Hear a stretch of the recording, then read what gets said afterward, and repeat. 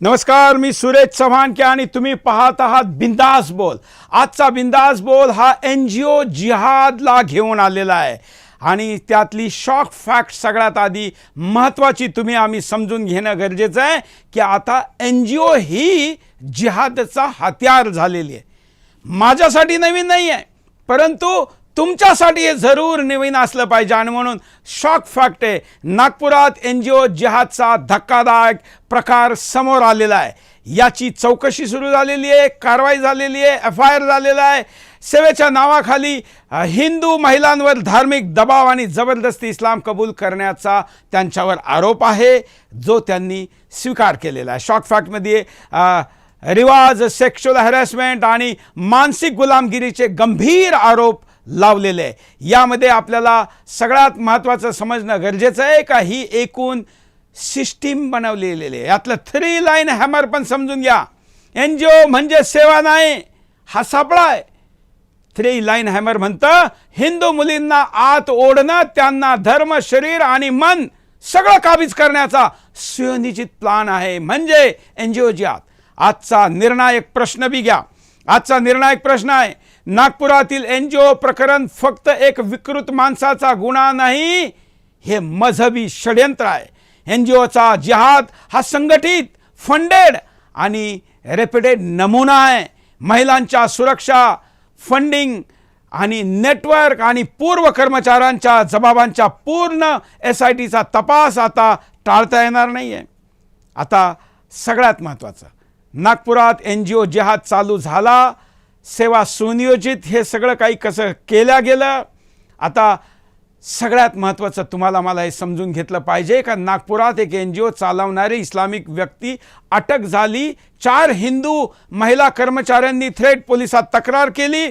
Sexual harassment, regional कोरेशन, जबरदस्ती नमाज, बुरका, हे सगळं करीत असताना आता पोलिसांनी त्या लोकांना अटक केलेलं आहे. ऑफिस रेड केलं, लॅपटॉप, मोबाईल, सगळे कागद जप्त केले, जुन्या कर्मचाऱ्यांचा शोध सुरू केला आणि हे सगळं आता ऑफिस डिस्प्यूट एवढंच नाही आहे, तर मोठी रेड आणि जुन्या कर्मचाऱ्यांचा मागोवा, हे सगळं घेत आता हे इथपर्यंत आलं का याला आता तुम्हाला NGO जिहाद म्हणावा लागेल. सेवा, शिक्षण, समाजकार्य या पाट्यांमागे हिंदू मुलींना टार्गेट करून त्यांचं मन, शरीर आणि धर्म काबीज करण्याचा प्रयत्न महाराष्ट्रात कधी TCS नाशिकमध्ये कॉर्पोरेट जिहाद, NGO जिहाद पॅटर्न स्पष्ट दिसतोय. म्हणून मी महाराष्ट्र सरकारला, पोलिसांनी, ATSला थेट विचारतो, SIT का नाही? फंडिंग कुठे येत आहे? कोणत्या इस्लामी संघटनांची लिंक्स आहे? ही संस्था बंद करायला आतापर्यंत आदेश का नाही निघाला? महिलांच्या सुरक्षेपेक्षा मोठी कोणती NGO असू शकत नाही. आजचे सगळ्यात महत्त्वाचे 5 मोठे मुद्दे हे पण आपल्याला या ठिकाणी आता आपण ग्राफिकमध्ये दाखवू. पण माझ्याबरोबर जो गेस्ट पॅनल आहे मी त्यांच्याकडे चालतो. आता ग्राफिक तुम्ही साईटला पाहत राहा. मी गेस्ट पॅनलमध्ये स्वागत करतो आजच्या आमच्याबरोबर जोडलेल्या सगळ्या अतिथींचं आणि मग तुम्ही स्थिती, कारण, परिणाम, उपाय हे सगळं ही पाहत राहाल. आजच्या बिंदास बोलचे गेस्ट स्क्रीनवर मी निमंत्रित करतो. आमच्याबरोबर प्रवक्ता हिंदू जनजागरण समितीचे सतीश कोचरेकरजी, आपलं स्वागत आहे तुमचं. शिवानी जाधवजी हे आपलं स्वागत आहे. शिवानीजी आजच्या बिंदास बोलमध्ये. आमच्याबरोबर भाजपा युवा मोर्चाचे सचिन करारे जुडलेले, त्यांनी आंदोलन केलंय मोठ्या प्रमाणात, ते पण तुम्ही सुदर्शनवर पाहिलं असन. आणि राकेश गोदीजी, आपलं पण स्वागत आहे. राकेश गोदीजी यांना बहुतेक पुन्हा कनेक्ट करा, ते जुडलेले दिसत नाहीये. मी सचिनकडेच आधी चालतो. सचिन, काय म्हणाल? बोला. सचिन, हा बोला ना सर, बोला. हा, तुमचं या प्रकरणावर तुम्ही आंदोलन करताय, तुम्हाला तुमची बाजू मांडायला वेळ दिला आम्ही. या प्रकरणामध्ये ज्या प्रकारे हिंदू मुलींना धर्म परिवर्तनासाठी प्रोत्साहित केलेलं गेलं आणि त्यांना प्रोत्साहित करून जबरन धर्म परिवर्तनासाठी सांगितलं, जेव्हा एखाद्या मुलींनी हे करून हिम्मत करून त्याच्या विरोधामध्ये जेव्हा तक्रार वगैरे नोंदवली, त्यावेळेस आम्हाला माहिती झाली. आम्ही त्यामध्ये त्यांनी मदत मागितली त्या मुलींनी की आमच्या कार्यकर्त्याला की माझ्यासोबत असं झालं आहे, म्हणून सर आम्ही त्यांच्याकडे गेलो, पण ते बघता त्याच्या ज्या मोबाईल वगैरे चेक केला त्याच्यावर 17 आयडिया वगैरे सापडल्या. हे पोलिसांनी मीडियाला दिलेली बातमी आहे. त्याच्यामध्ये हे प्रकरण एक व्यक्ती याच्याशी जुळलेला नाही आहे. हे सगळे रॅकेट आहे. त्या रॅकेटची निष्पक्ष चौकशी करावी. आम्ही काय नागपूर शहराचं वातावरण खराब करणं चाहत नाही. आमची एवढीच मनशा आहे की नागपूर शहरामध्ये अशा घटना होत असतील याची सखोल चौकशी करून आरोपींवर कठोर कारवाई करण्यात येईल.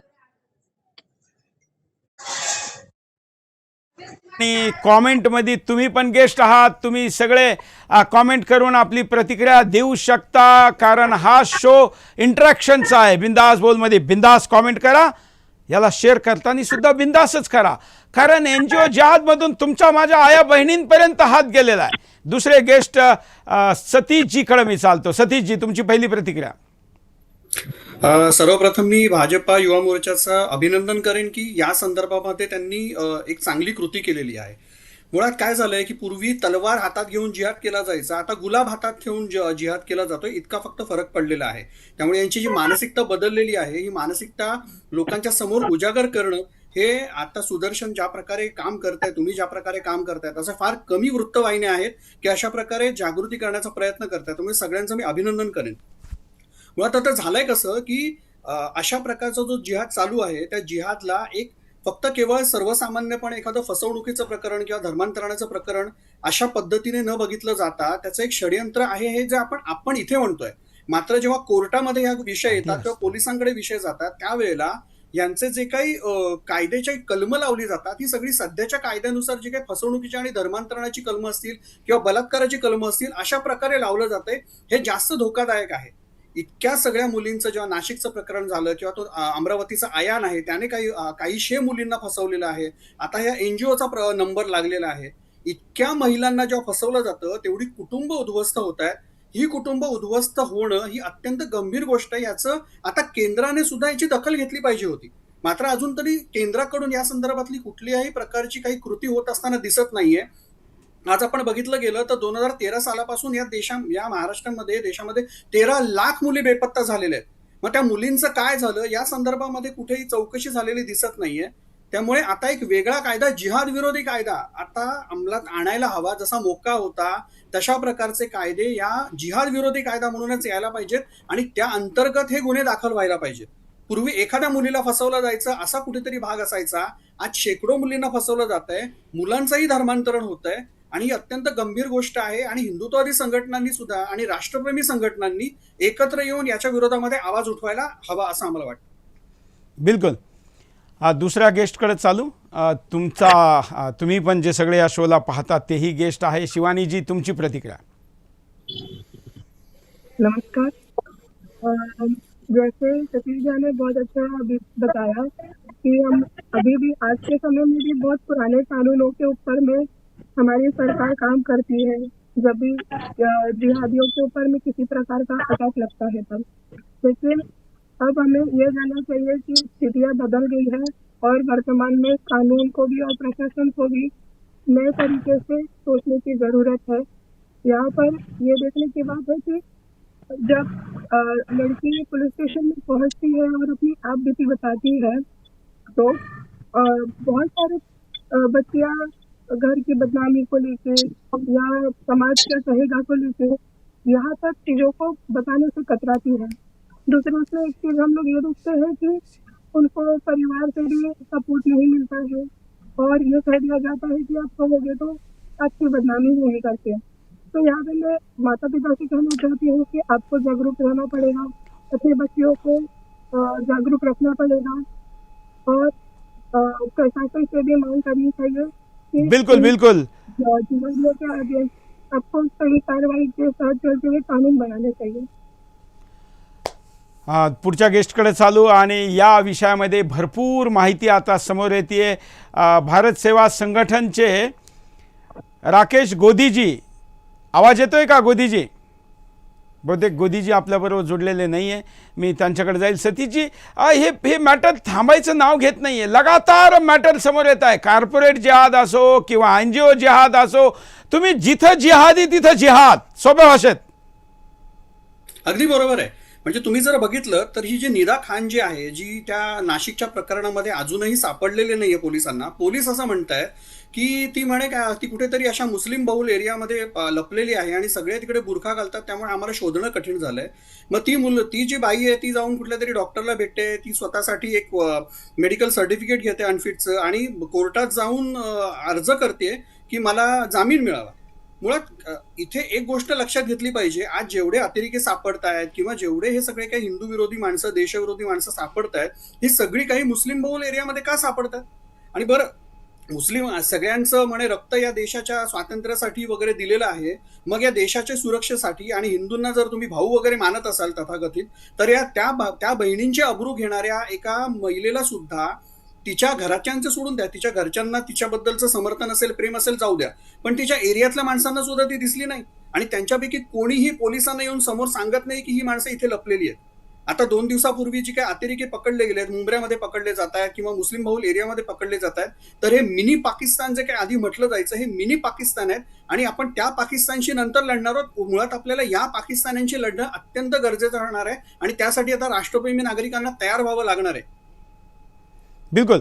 पण हे राष्ट्रप्रेमी नागरिक कधी तयार होतील, किती तयार होतील, तोपर्यंत रक्तबीजासारखे जिहादी दिशांना वाढत आहे.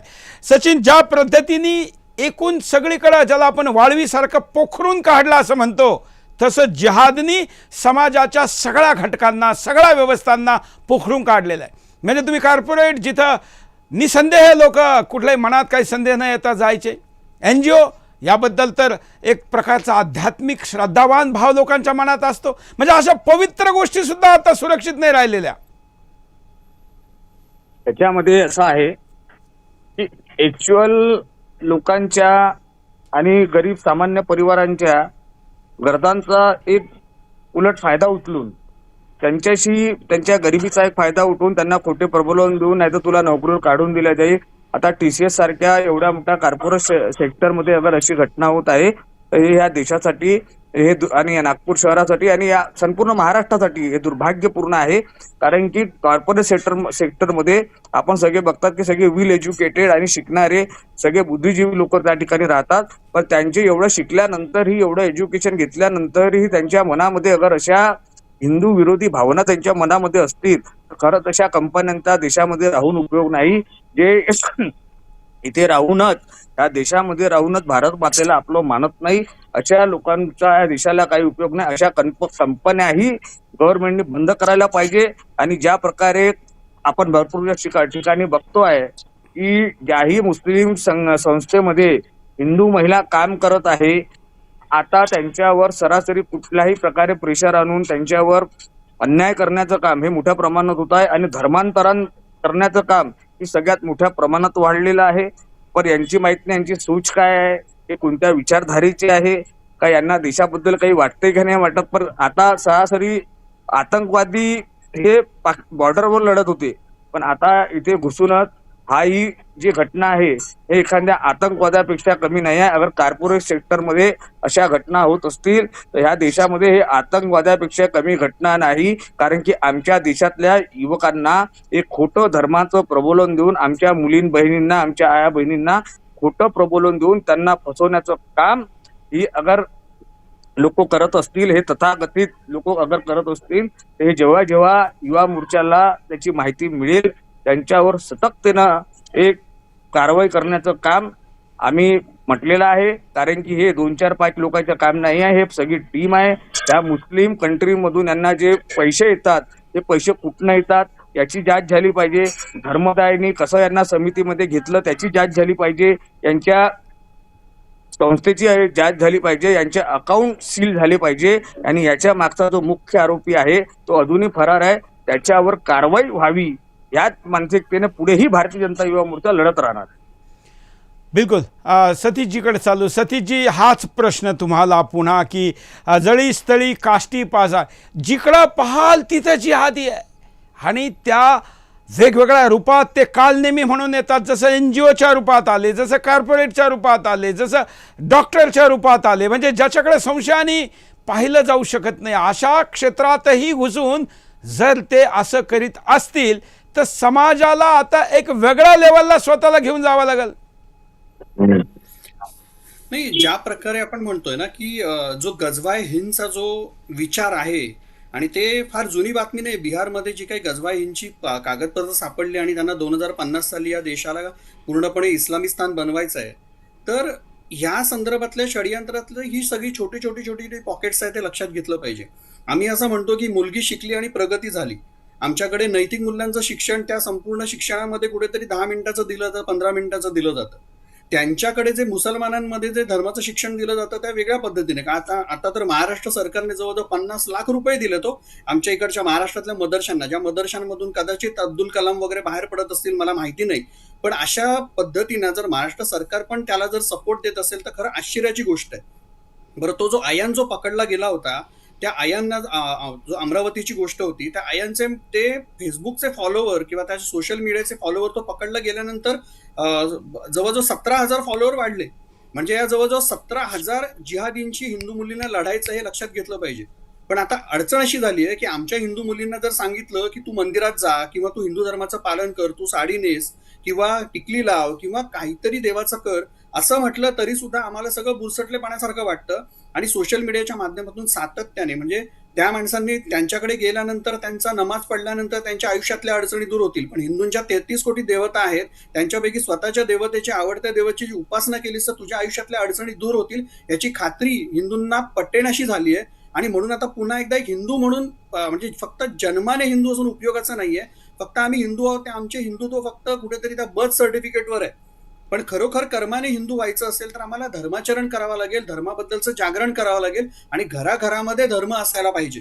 आज जो घरामधला जो देवारा आहे तो कुठेतरी बाजूला कोपऱ्यात पडलाय आणि आजी आजोबा त्या देवाऱ्याची पूजा आणि साफसफाई करतायत, तिकडच्या देवाची पूजा करतायत, स्तोत्र म्हणतायत. आणि आमचे जे काही हिंदू तरुण आहेत आणि हिंदू युवती आहेत ते बाजूला कॉर्पोरेटमध्ये जातो, आम्हाला प्रचंड पगार मिळतो, सोमवार ते शुक्रवार आम्ही प्रचंड प्रमाणात काम करतो आणि शनिवार रविवार आम्हाला मजेसाठी दिलेत. ते शनिवार रविवार मजेसाठी न करता कुठेतरी धर्माचं शिक्षण घ्यायला वापरायला पाहिजेत. आमचे आदर्श जे झाले ते सगळी खान मंडळी आदर्श झालेली आहेत आणि त्यांचे जे काही 2 किंवा 4 लग्न होतात त्यांनी आमच्या हिंदू मुली फार भाळतात. ते न होता आता कुठेतरी आम्हाला हिंदुत्वाचं सुद्धा अगदी कट्टरपणे पालन करावं लागेल. आणि आजी आजोबांच्या घरामध्ये हातामध्ये जी काठी टेकवत आजी आजोबा चालतात ती काठी उगारून आता या सगळ्या पुढच्या पिढीला आता शिस्त शिकवावी लागेल. म्हणजे जो काही चलताय हा जो काही सगळा भाग आहे की आम्ही पूजा नाही केली तरी चालतं, आम्ही आमच्या आई वडिलांना नमस्कार केला नाही तरी चालणार आहे, आम्ही मंदिरात गेलो नाही तरी चालणार आहे, आम्ही आमच्या सणावारांच्या दिवशी सुद्धा आम्ही कसलेही कपडे घातले तरी चालणार आहे, हा जो काही चलताय हा नावाचा जो काही प्रकार आहे तो जर बंद नाही केला तर अशा प्रकारच्या घटना वाढतील. त्यामुळे कट्टर हिंदुत्व आमच्या घरामध्ये आता उपजायला हवं, आम्ही त्याचं आचरण करायला हवं. आणि त्या संदर्भात हिंदू जनजागृती समिती सातत्याने प्रयत्न करते. सुदर्शनच्या माध्यमातून सगळ्या प्रेक्षकांना हे सांगू इच्छितो की या कॉर्पोरेट जिहादच्या माध्यमातून प्रत्येक हिंदूला आपल्याला जागृत करण्यासाठी येत्या रविवारी मुलुंडला हिंदू जनजागृती समितीचे राष्ट्रीय प्रवक्ते रमेश शिंदे यांचं कॉर्पोरेट जिहाद या विषयावर एक महत्त्वाचं मार्गदर्शन असणार आहे. आणि या संदर्भात ही फक्त केवळ सुरुवात आहे. आम्ही मोहीम चालू करवतात आणि इतरही हिंदुत्ववादी संघटना आणि राष्ट्रप्रेमी संघटनांना असं आवाहन करतोय की तुम्ही सुद्धा या मोहिमेमध्ये सहभागी व्हा. बिल्कुल, ही मोहीम लव जहाद हा शब्द मी पहिल्यांदा 2005 मध्ये लव जहाद हा शब्द 9 ऑगस्ट 2005 मध्ये मी पहिल्यांदा काढला. तेव्हापासून आतापर्यंत मी 45 प्रकारचे जिहाद खुलासे केले, परंतु जिहादी काही थांबायला तयार नाही. हा आकडा लगातार वाढत चाललेला आहे आणि याचा निर्णायक कुठे ना कुठे जाऊन याला थांबवणं गरजेचं आहे.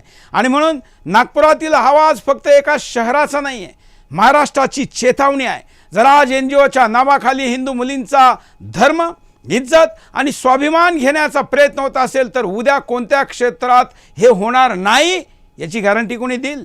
म्हणून आमचा स्पष्ट संदेश आहे, महिलांवरचा दबाव आणणाऱ्यांना माफी नाही. NGO जिहादची मोठ्या स्तरावर इन्क्वायरी झाली पाहिजे आणि त्यासाठी SITची मागणी सह तमाम, म्हणजे मी तर NIAची म्हणाल, कारण हा मुद्दा संघटित अपराधाचा आहे आणि राष्ट्रविरोधी कृत्याचा आहे. मी तमाम गेस्ट पॅनलचे धन्यवाद करीत हा मुद्दा थोडक्यात काय आहे हे तुम्हाला सांगणारं पॅकेजसह सोडतोय. काय आहे विस्ताराने हा मुद्दा पहा. NGO म्हणजे विश्वास, पण नागपुरात हा विश्वास धोक्यात आहे. हिंदू महिलांना सेवेच्या नावाखाली ओढून त्यांच्यावर धार्मिक गुलामी लादली जाते. पोलीस रेड, डिव्हाइसेस जप्त, तपास खोलात गेलाय. जुन्या कर्मचाऱ्यांचा शोध, याचा अर्थ पॅटर्न सापडलाय. आता फक्त आरोपी नाही, NGOचा खरा चेहरा उघड पडला पाहिजे.